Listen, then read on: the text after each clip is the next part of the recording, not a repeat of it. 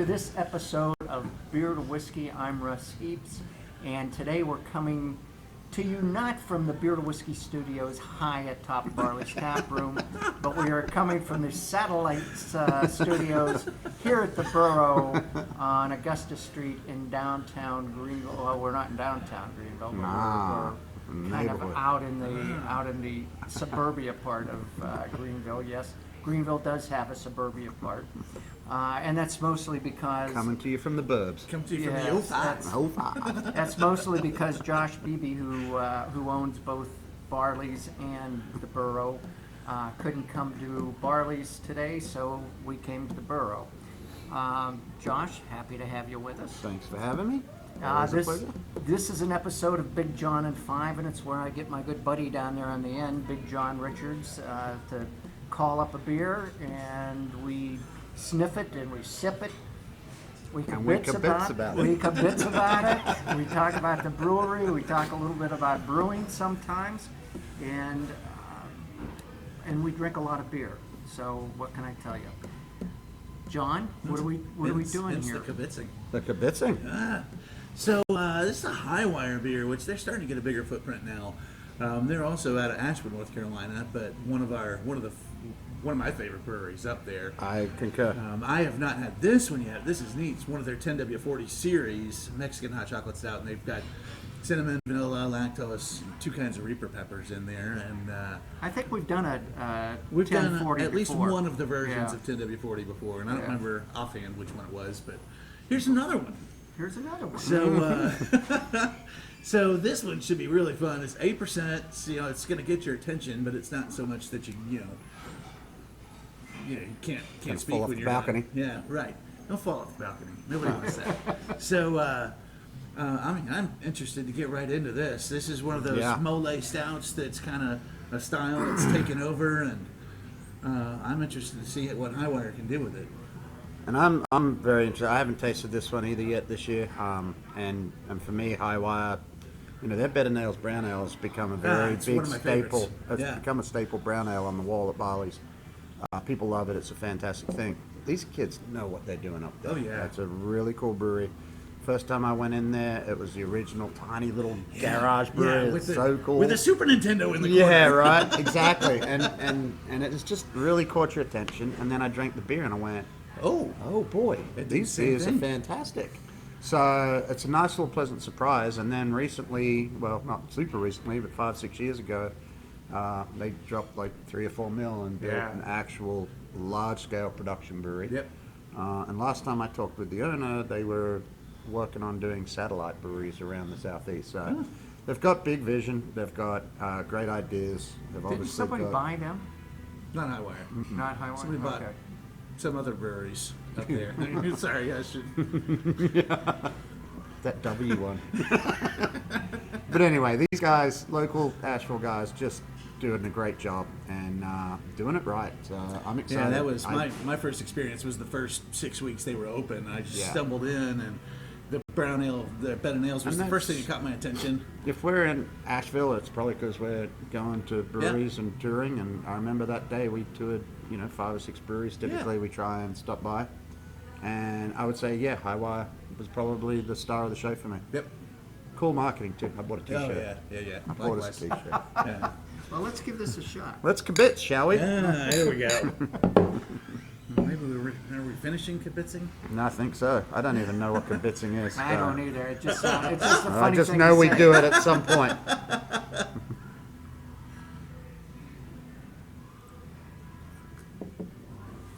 Wow.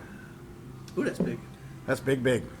That is coffee. Yeah. Big coffee. That's a dark chocolate. Mm-hmm. Yeah, that dark bitter kind I'm of bitter. surprised with 2 kinds of Reapers in there that I'm not getting more heat off of it. I get the tingle. I'm getting But the I'm heat not- at the back. It's coming Yeah. in. It's lingering. It's coming in. Very much back of the throat, back of the tongue. But not super hot. Yeah. By any means. I expected It's, I expected this to be dominated by the peppers a little bit, and it's Yeah. really. This is very much a bloody well balanced beer. Yeah. It is. I'm not getting any. I guess I'm getting a little heat now off Little the in back the of back. it. Yeah. Yep. Right at the back of your throat. But Yeah, I didn't know what to expect from this. I don't like hot beers. I don't like anything hot that's not supposed to be Yeah. hot. And that's the thing. I mean, this was a trend that started. I mean, Westbrook maybe. Yeah, I mean, Mexican there's a claim cake, to that, obviously. especially the southeast. Yeah. They were the ones that started it. And that beer still to this day is one of the most sought after beers Yeah. in the country. And so a lot of these breweries kind of jump on and do their own play and twist on Yeah. things. It's kind of just the nature of the business. And this is a fantastic This is example superb. of it. I like that it's not too hot because I'm with Russ. I don't like Yeah, a beer that's going to burn my mouth. I've It kind of. I've had plenty of beers. That I don't want to just have to drink have a like hot glass of sauce. milk after I'm drinking beer. I'm Yeah. not drinking milk. Yeah. But this is very complex, very balanced. And when you sit there, what was the flavor profiles? There were 2 Reapers, there was some It's, vanilla, cinnamon, lactose, and the 2 Reaper peppers. So the lactose is adding to that creaminess, Yeah. and Right. that's really nice. But when you hear those flavors, your head's like, really? I'm about to drink what? But all those little flavors do very subtle things, but they're Yeah. not one of them's overbearing. I couldn't say that the vanilla and the cinnamon. It's a very clean beer. I mean, you come into this thinking you're going to get this wallop, and it's flavorful. Well, I got the and it's- wallop, but then it But bounds out. it's really, really well balanced. It's really well structured where nothing overwhelms any other thing. No, it really doesn't. It's just nice and creamy and smooth. Yeah. That lacto, I love a good lactose beer. I But do like lactose beers. and I That's tell one you of the what's adjuncts that I'm a fan of. I tell you one other thing that I like about this beer. There's a lot of beers out there that are 10%, 11%, 12%. You drink them and they taste like they're drinking like Right. 5%. And you go, oh my gosh, this is a dangerous beer because this Yeah. is going to get me whacked. But this one, that 8%, it lets you know it's there. It definitely, I like that because there are so many beers that are dangerously Yeah. drinkable. But, when I'm drinking a beer like this, I want to be able to It- sip it. Let should warm get up your a little attention, bit. It right. should, absolutely. So definitely getting the 8% booze in there, which helps with the balance of it all. Yeah. That's really I had high expectations for this, and they have been fulfilled and more. Yeah. Likewise. Probably a little cold, but Yeah, I was thinking the think same warming thing. up it could be better. But Wait. hey, Those guys. of you who've watched more than one of these know that there's probably another hour before this beer gets finished. Yeah. And it'll be good. And I bet you once it does warm up, I bet you those vanilla and those cinnamon notes are you really should going to really get the start sweetness bouncing. opening up. So, yeah, that's great. And Josh is Great doing the right job. thing too. Don't be afraid to do that at home. We just Warm let her your up. hands warm the beer up and kind of spin it a little bit, and you'll warm your beer up quickly. Yeah, I'm not doing this because I have hot hands. Right. Yeah, it's a great way to get a dark beer up to, say, cellar temperature when it's been poured cold. Yeah. And that's, I mean, when you go into a restaurant, I know plenty of really, beer specialized places that have dedicated coolers for certain beers. Right. We've got 10 taps here and I've got wine and cocktail programs, so it's just not possible Yeah, I a mean, lot of the it's- time to I mean, be if picky. you have to really mean it. But yeah, I would encourage, temperature is a massive player in Yep. beer. The flavors are going to come out. That's why I always say if you're going to ever drink one of the mainstream, probably not allowed to say the names, Yeah, but right. if you're out playing golf and you got to do it, make sure it's as cold as you can get it, because then you won't taste anything. Right.